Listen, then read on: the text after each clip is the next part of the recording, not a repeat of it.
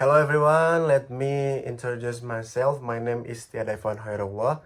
I am from Group 4, which consists of 4 people, namely myself, Tiadaifan Hairullah, Andi, Zafif, and Jack.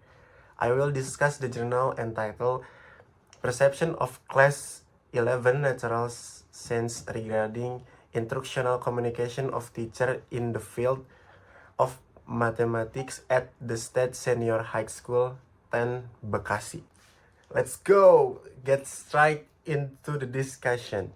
Kehidupan manusia di dunia tidak dapat dilepaskan dari aktivitas komunikasi, karena komunikasi merupakan bagian integral dari sistem tatanan kehidupan sosial manusia atau masyarakat. Aktivitas komunikasi bisa dilihat dari kehidupan sehari-hari manusia, mulai dari bangun tidur hingga tidur lagi.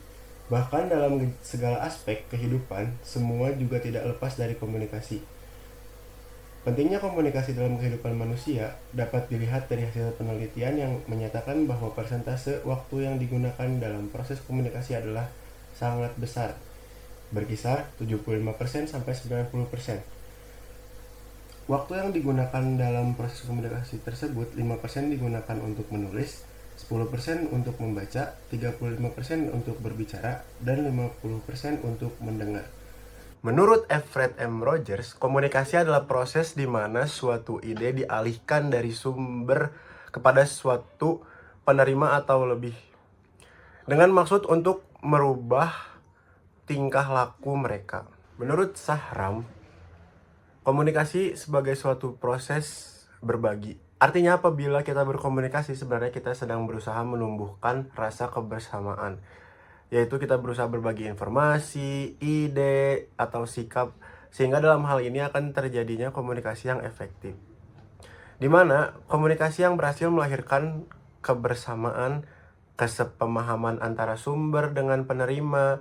Nah, dari pengertian tadi, dapat disimpulkan bahwa komunikasi merupakan proses menyampaikan pesan yang melahirkan kesepemahaman antara sumber pesan dengan penerima pesan, dengan maksud untuk mengubah tingkah laku penerima pesan, sehingga ada proses saling mempengaruhi dalam proses komunikasi. Bagaimana interaksi yang terjadi antara guru dan siswa adalah bagaimana tujuan komunikasi pendidikan atau tujuan belajar sering tidak tercapai akibat begitu kurang atau tidak berfungsi unsur-unsur komunikasi di dalamnya, atau setidaknya tujuan pendidikan tidak tercapai karena penerapan komunikasi yang keliru. Jordan pernah berkata bahwa tidak ada perilaku pendidikan yang tidak berkaitan dengan komunikasi. Lebih khusus lagi dalam prakteknya, komunikasi ini disebut komunikasi instruksional. Nah, komunikasi instruksional ini artinya sebagai pengajaran, pelajaran, atau bahkan perintah atau instruksi dalam dunia pendidikan. Kata instruksional tidak diartikan perintah, tetapi lebih mendekati kedua arti pertama, yakni pengajaran atau pelajaran. Bahkan belakangan ini kata tersebut diartikan sebagai pembelajaran. Nah, bisa disimpulkan berarti komunikasi instruksional adalah bagian penting dalam pengajaran, yaitu belajar secara pengertian. Belajar adalah suatu proses yang kompleks yang terjadi pada diri setiap orang sepanjang hidupnya. Salah satu pertanda bahwa orang itu telah belajar dengan adanya perubahan tingkah laku pada diri orang itu, yang disebabkan oleh terjadinya perubahan pada tingkat pengetahuan, keterampilan, atau sikapnya.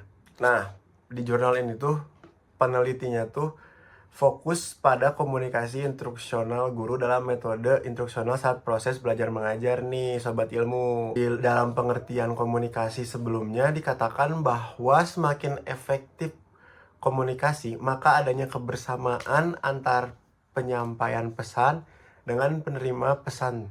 Kebersamaan di sini artinya yang terjadi antara siswa dan guru. Penyampai pesan itu adalah guru, penerima pesan itu adalah siswa.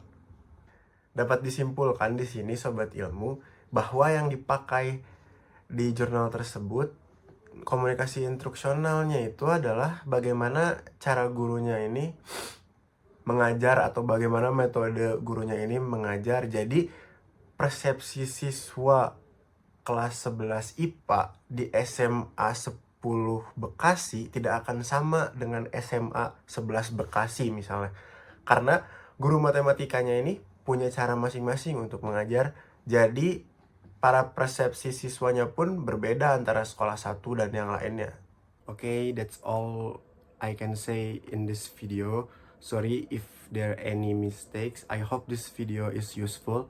Thank you. Wabillahi taufiq wal hidayah. Wassalamualaikum warahmatullahi wabarakatuh.